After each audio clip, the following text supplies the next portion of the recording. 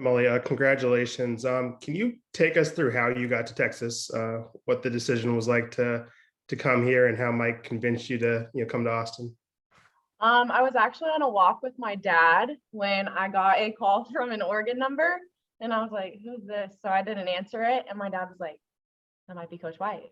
And so I called him back, and he convinced me. I mean, I just knew that I wanted to work with a great pitching coach, and Coach White is great at what he does, and he's really pushed me to be the best that I can be. And I've learned so much from him, and I look up to him as a pitching coach. So I'm really glad I came here.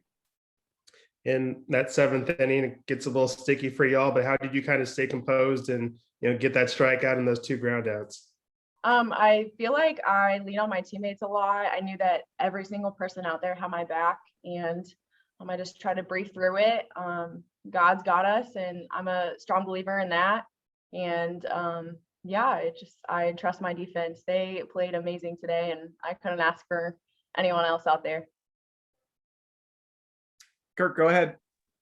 Yeah, congratulations, Molly. You didn't look like you had any nerves at all. Can you explain those emotions? I mean, I was a little nervous, but I try to channel that energy into just like getting hype for my teammates, and I just try to breathe through things. So I was definitely nervous, so I'm not gonna lie. But you didn't show it, and you're not the strikeout pitcher, but boy, you had them off balance just all night long. Can you talk about how you wanted to attack them in that game? Just really executing the pitch that's called. We worked in and out, change ups, and it paid off. I think that I think a big part of it too was our defense was shutting them down, and I think that takes away some momentum. So that was a big part as well. And as far as playing Oklahoma State, you guys have payback in mind? We're not too focused on like the rivalry or anything. They're a great team. We're gonna go in there and just take it one pitch at a time and one game at a time. Right. And you mentioned the defense. You guys aren't known for your defense, and then y'all played just spectacular, and especially Camille. And you're an offensive team with hitting, and you scored 3 runs today. So what does that show about this team?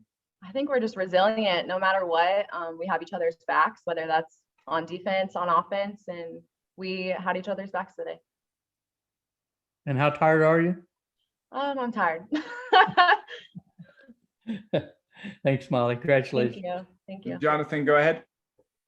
Molly, actually, to that last point about being tired, I mean, just how wild of a day was it as a player? The game gets delayed, and then you guys have to play 2 and play, so late. Just kind of what was this just that like, and how are you guys coping with it?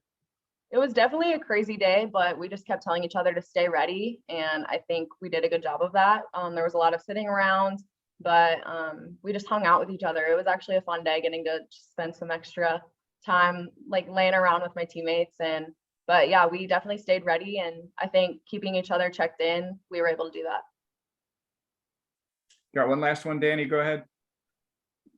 Well, I'm curious, during that 20 to 30-minute break between the games, what are you doing? Are you huddled with Shay? Are you talking to Coach White? Were you going over maybe notes you were taking during that first game? I mean, how did you kind of get prepared during that break?